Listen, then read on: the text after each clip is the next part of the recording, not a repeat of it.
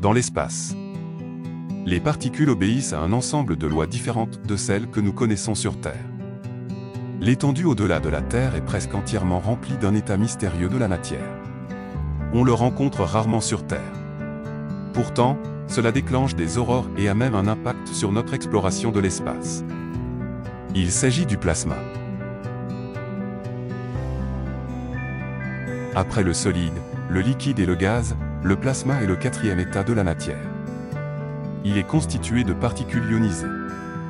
Cela signifie que les particules ont reçu tellement d'énergie que les électrons se séparent de leurs atomes, créant ainsi une soupe subatomique. Contrairement au gaz, le plasma conduit facilement l'électricité. Cela lui permet de se déplacer le long de chemins invisibles tracés par les champs électromagnétiques qui remplissent l'espace.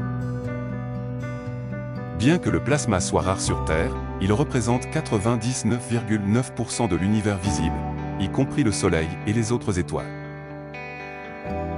Il est également réparti à travers l'univers dans l'espace séparant les planètes et les étoiles. Cet espace n'est pas vide. Il est rempli d'une faible soupe de plasma. Ces vastes étendues d'espace sont également remplies de champs électromagnétiques, tels que ceux créés par le Soleil et la Terre. Dans ces endroits où jouent le plasma et les champs électromagnétiques, le plasma peut subir un phénomène explosif unique appelé reconnexion magnétique. La reconnexion magnétique se produit là où les lignes de champs magnétiques se déplacent constamment. Lorsque les lignes s'en mêlent, elles se cassent et se réalignent de manière explosive. Cela transfère de l'énergie et envoie les particules de plasma à proximité ou plus loin dans l'espace. La reconnexion magnétique déclenche des éruptions solaires à la surface du Soleil, crée des ondes de choc à proximité des supernovas et tord violemment le plasma autour des trous noirs. Plus près de la Terre, la reconnexion magnétique entre les champs magnétiques du Soleil et de la Terre constitue un moyen essentiel de transfert d'énergie autour de notre planète.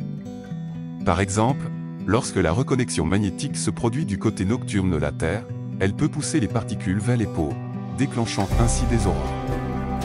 L'espace proche de la Terre est l'endroit le plus simple pour étudier la reconnexion magnétique et la NASA le fait avec sa mission magnétosphérique multi-échelle, ou MMS. MMS utilise 4 vaisseaux spatiaux identiques pour mesurer les champs magnétiques et les particules en 3D 100 fois plus rapidement que les missions précédentes. Cela a révélé de nouvelles connaissances sur les détails à petite échelle de la reconnexion magnétique et sur la nature du plasma lui-même. D'autres missions de la NASA comme Parker Solar Probe, TEMI et Voyager étudient également le plasma dans notre système solaire.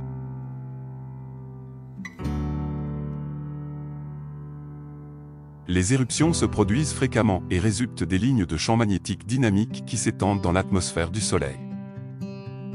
Chaque événement peut libérer une énorme quantité d'énergie et envoyer des flux de plasma d'1 million de degrés vers l'extérieur.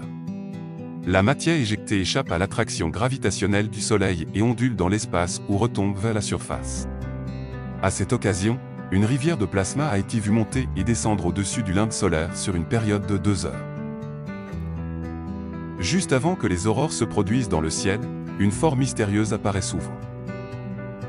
Ils se drapent dans le ciel comme un collier de perles scintillantes. Les scientifiques les appellent des perles aurorales.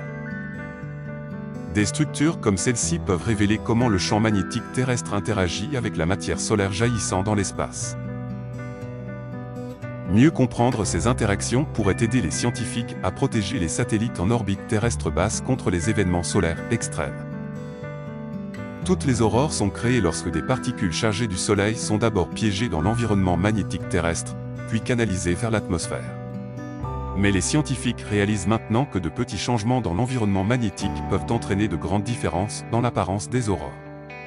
Les scientifiques ont découvert que lorsque des nuages de plasma particulièrement importants en provenance du Soleil atteignaient le champ magnétique terrestre, ils créaient des bulles de plasma flottantes derrière la planète. Tout comme une lampe à lave, la flottabilité entre les bulles et le plasma plus lourd crée des doigts de plasma d'environ 2500 milles de large qui s'étendent vers la Terre, créant la structure distincte du collier des perles aurorales. Depuis le sol, les perles mesurent en moyenne environ 30 miles de large.